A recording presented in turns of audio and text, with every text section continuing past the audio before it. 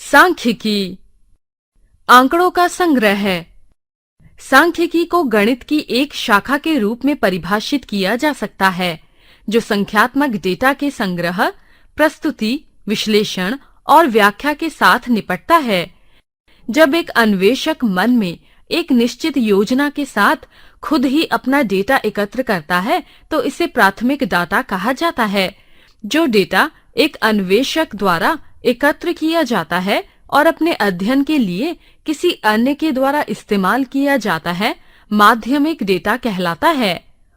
आंकड़ों का प्रस्तुतिकरण। कच्चे या असमूहीकृत आंकड़ों को निम्न तरीकों से व्यवस्थित किया जा सकता है। 1. क्रमांक अनुक्रम में। 2. आरोही क्रम में। 3. अवरोही क्रम में। यदि कच्चे आंकड़ों को परिमाण के आरोही या अवरोही क्रम में व्यवस्थित किया जाता है, तो इसे एक सारणी कहा जाता है। हम एक उदाहरण की मदद से इसे समझते हैं। गणित की एक परीक्षा में कुल 50 अंकों में से 30 छात्रों द्वारा प्राप्त अंक उनके रोल के अनुसार दिया गया है। इसे निम्न रूप से लिखें: 1 क्रमांक अनुक्रम में, 2 आरोही अनुक्रम में, 3 अवरोही अनुक्रम में। 49, 35, 15, 43, 29, 31, 22, 50, 22, 31, 29, 11, 20, 18, 22, 27, 29, 27, 27, 50, 50, 22, 50, 43, 29, 31, 43, 15, 11, 31। हल। दिए गए कच्चे आंकड़े को क्रमिक क्रम में व्यवस्थित किया जा सकता है। आंकड़े को प्रस्तुत किया जा सकता है, जैसे आरोही क्रम में।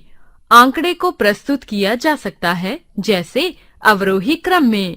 आंकड़ों के सबसे ज्यादा और सबसे कम मूल्यों के बीच का अंतर डेटा की श्रेणी कहलाता है।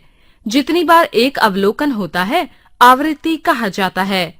आवृत्ति वितरण 2 प्रकार के होते हैं। 1.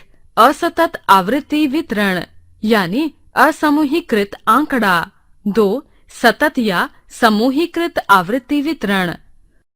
वर्ग अंतराल एक विस्तृत श्रृंखला वाले निरीक्षणों की एक बड़ी संख्या आमतौर पर कई समूहों में वर्गीकृत की जाती है।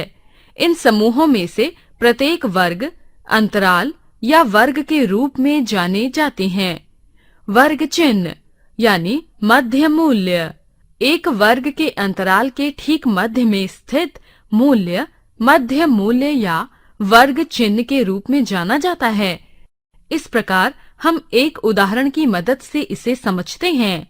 कक्षा 9 से 30 छात्रों का रक्त समूह इस प्रकार दर्ज है: A B O O A B O A O B A O B A O O A A B O A A O O A B B A O B A B O। इस आंकड़े को एक आवृत्ति वितरण n तालिका के रूप में प्रस्तुत करें। इन छात्रों के बीच कौन सा सबसे आम और कौन सा दुर्लभ रक्त समूह है? हल। सारणीबद्ध रूप में आंकड़ों की आवृत्ति वितरण निम्न रूप में दिया जाता है। सबसे अधिक आवृत्ति रक्त समूह O की 12 है, इसलिए सबसे आम रक्त समूह O है।